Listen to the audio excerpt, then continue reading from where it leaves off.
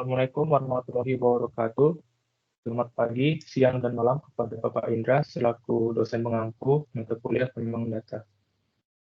Welcome, kami dari kelompok 2 yang menganggotakan saya, Adri Odiver, Samuel Kevin, Mardika Putra, Is Muhammad Rajan, dan Fauzan Ramadan Putra dengan presentasi terakhir kami terkait data kelulusan tepat waktu tidak waktu mahasiswa FSM. Kita masuk ke bagian pertama, yaitu di Business Understanding. Tujuan utama dari analis data wisuda LSM tahun 2012 sampai 2019 adalah untuk mengenali informasi terkait mahasiswa lulus tepat waktu dan mahasiswa yang tidak tepat waktu. Kita mencari tahu tren mahasiswa yang lulus tepat waktu. Manfaat bagi organisasi, hasil dari analisis data mining dapat membantu secara umum sebagian besar dalam mengembangkan kebijakan-kebijakan untuk meningkatkan jumlah mahasiswa lulus tepat waktu di FSM. Yang ketiga, memangku kepentingan.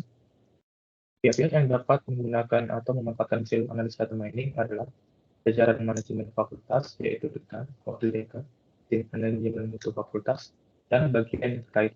Yang kedua, pengelolaan program studi, yaitu ketua departemen program atau peneliti studi, sekretaris program studi, tim pendamping mutu program studi, dan pihak yang terkait. Untuk selanjutnya, data understanding akan dijelaskan oleh teman saya. Selanjutnya ada data understanding. Yang pertama, poin pertama adalah distribusi IPK mahasiswa. Untuk distribusi IPK, yang pertama ada apakah terdapat pola distribusi IPK? Ya, tetapi tidak sepenuhnya adalah distribusi normal, melainkan lebih ke distribusi miring atau negatif squared. Selanjutnya, bagaimana sebaran nilai IPK? Langsung ke hasilnya saja. Nah, setelah melakukan pengkodean, hasilnya seperti pada gambar. Untuk distribusinya sendiri itu condong ke arah kanan. Dan distribusinya berada di kisaran 3 sampai 3,75. Selanjutnya, yang kedua, apakah pengaruh IPK terhadap lama studi? Yang pertama adalah apakah terdapat hubungan antara IPK dan lama studi? Selanjutnya, langsung ke visualisasi.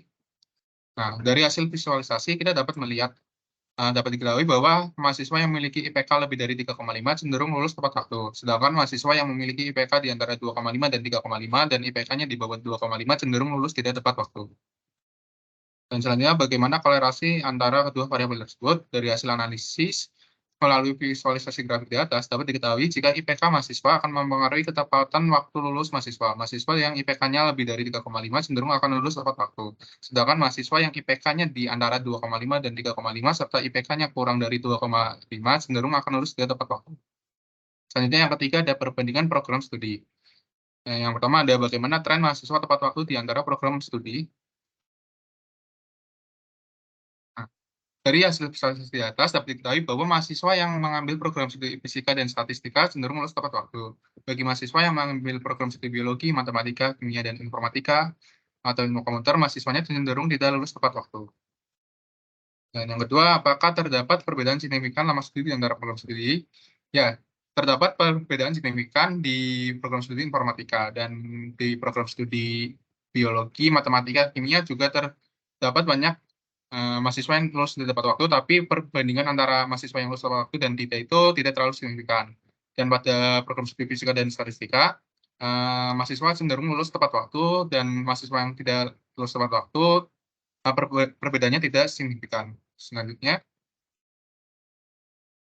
yang keempat ada pola-pola menarik terkait lama studi. Yang pertama, apakah terdapat tren mahasiswa lulus tepat waktu? Untuk menentukan tren, kita harus membandingkan beberapa kolom. Yang pertama ada kolom program studi. Untuk penjelasannya hampir sama kayak yang sebelumnya.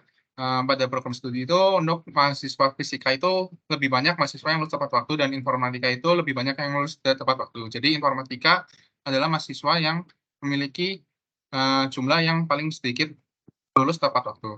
Dan selanjutnya ada tren mahasiswa lulus tepat waktu berdasarkan nilai TOEFL. Nah, untuk yang berdasarkan nilai TOEFL, untuk nilai TOEFL yang mahasiswa tidak tepat waktu dan tepat waktu itu sama nilainya, yaitu di angka sekitar 400. Dan selanjutnya, untuk berdasarkan IPK, berdasarkan IPK untuk mahasiswa yang IPK-nya itu berada di 3,510 itu rata-rata mahasiswanya adalah lulus tepat waktu, dan IPK 3,010 itu merupakan mahasiswa yang lulus tidak tepat waktu. Dan selanjutnya ada tren mahasiswa berdasarkan tahun masuk. Untuk berdasarkan tahun masuk ini, hasil visualisasinya adalah untuk mahasiswa yang tahun masuknya itu di sekitaran 2014 adalah mahasiswa yang lulus paling banyak itu lulus tepat waktu, dan untuk yang masuknya itu tahun 2012 itu merupakan tahun atau jumlah mahasiswa yang jumlah tidak lulus tepat waktunya adalah yang paling banyak. Selanjutnya ada apakah terdapat faktor-faktor yang mempengaruhi mahasiswa tepat waktu. Dari tren yang di atas kita dapat mengetahui ada 3 yang mempengaruhi, yaitu program studi, IPK, dan tahun masuk. Untuk TOEFL tidak termasuk karena nilai untuk yang mahasiswa tidak tepat waktu dan tepat waktu itu berada di angka yang sama, itu 400. Selanjutnya, apakah terdapat kolom dengan karakteristik, apakah terdapat kelompok dengan karakteristik tertentu. Untuk ini kita menggunakan klaster, yaitu klaster dengan metode K-means, dengan K-nya adalah 3. Nah, terdapat 3 klaster, dengan yang klaster ke-0 itu terdapat 787 data, klaster 1 13 data, klaster 2 2123. Dan untuk range tiap klasternya itu dapat dilihat pada layar. Nah, selanjutnya ada data preparation. Untuk data preparation saya kembalikan ke teman saya. Ya, selanjutnya untuk membuat data preparation akan digunakan Python. Yang pertama melakukan import library yang akan digunakan, yaitu Pandas dan Scikit-learn. Selanjutnya melakukan import data train.csv menggunakan read.csv dari modul Pandas. Selanjutnya, kemudian menghilangkan atribut atau fitur yang sulit dipahami bernilai sama atau semua nilai pada kolom tersebut bernilai 0. Nah, terdapat 20 atribut yang bisa dihilangkan dengan fungsi drop. Selanjutnya dilakukan mengecekkan nilai 0 pada data menggunakan isNull.sum. Nah, diketahui ada tahun terdapat 400 data yang 0, ada kursi yang 1131 dan pembimbing 2 868, dan sisanya adalah 0 yang nilainya kecil. Selanjutnya, kemudian mengubah nama kolom. Pertama membuat dictionary dulu untuk nama kolom yang akan digunakan nantinya, seperti yang ditampilkan, dan kemudian nanti diganti menggunakan fungsi rename. Selanjutnya, nah kemudian mengubah value kolom jurusan. Pertama untuk kita cek dulu unique, menggunakan unique-nya terdapat ada 8 nilai. Ilmu komputer dan informatika dapat dijadikan 1, dan juga kimia murni dan kimia dapat dijadikan 1. Selanjutnya, buat dictionary juga dengan nilai yang ditentukan, kemudian menggunakan fungsi replace. Selanjutnya, nah kemudian mengisi nilai tahun masuk dengan median serta memperbaiki outlier. Untuk mengisi nilai tahun masuk dengan median menggunakan simple imputer dengan strategi median, dan kemudian ada outlier dengan nilai 2031 diubah menjadi tahun 2013. Selanjutnya, kemudian mengisi nilai kursi dengan MEAN.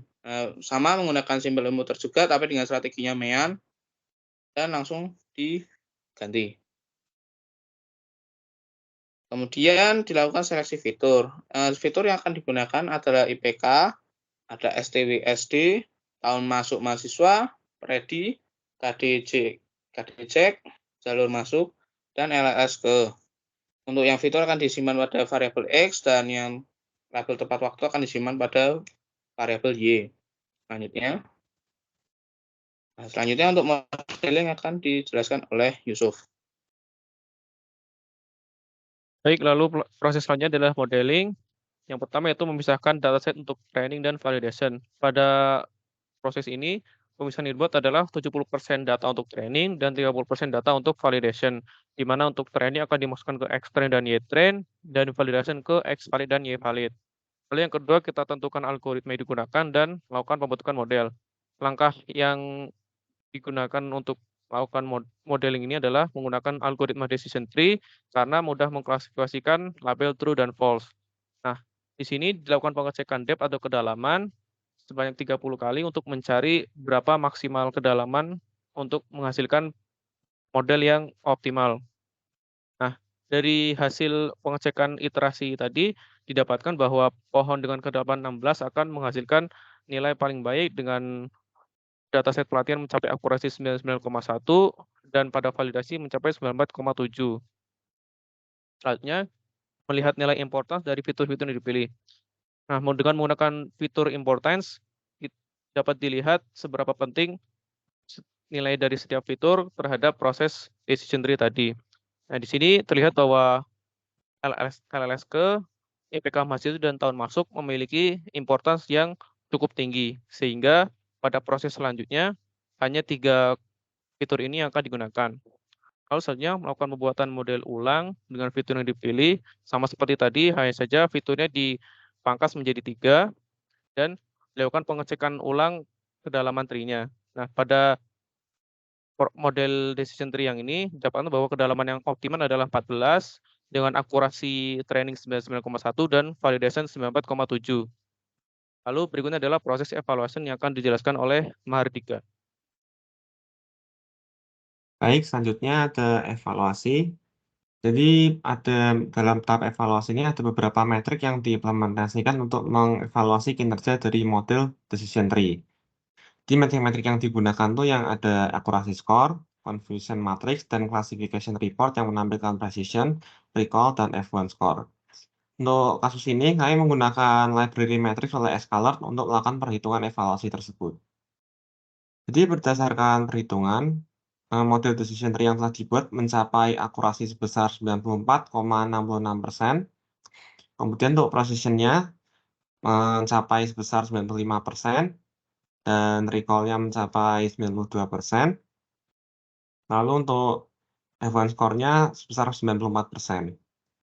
Lalu di bawah ini ada confusion matrix yang memberikan gambaran lebih lanjut mengenai performa modelnya, di mana terdapat 539 true negatif yang berarti ada prediksi tidak tepat waktu yang prediksinya benar, dan ada 418 true positif yang berarti terdapat 418 prediksi tepat waktu yang benar. Nah, berdasarkan metrik-metrik tersebut, dapat disimpulkan bahwa model decision tree dapat mengklasifikasikan data ke kelas tepat waktu dan tidak tepat waktu dengan baik, meskipun masih terjadi salah prediksi pada beberapa baris data. Baik, untuk selanjutnya ada deployment yang akan dijelaskan oleh teman saya, Adri.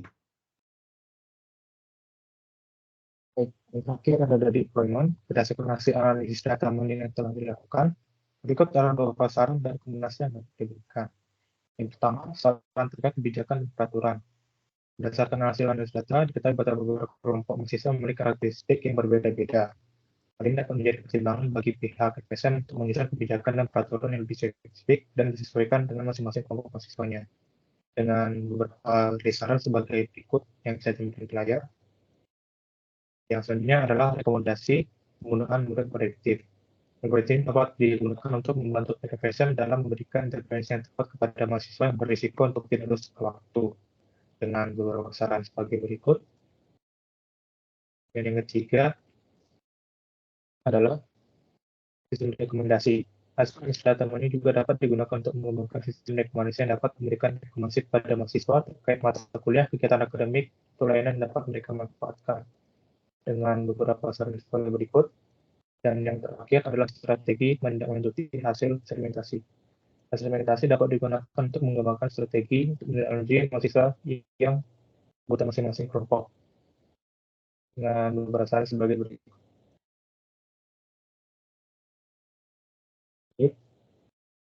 Sekian diskusi yang bisa kami sampaikan. Untuk kesalahan dan beberapa yang keliru, kami mohon maaf. Terima kasih atas waktu dan perhatian dari Bapak. Assalamualaikum warahmatullahi wabarakatuh.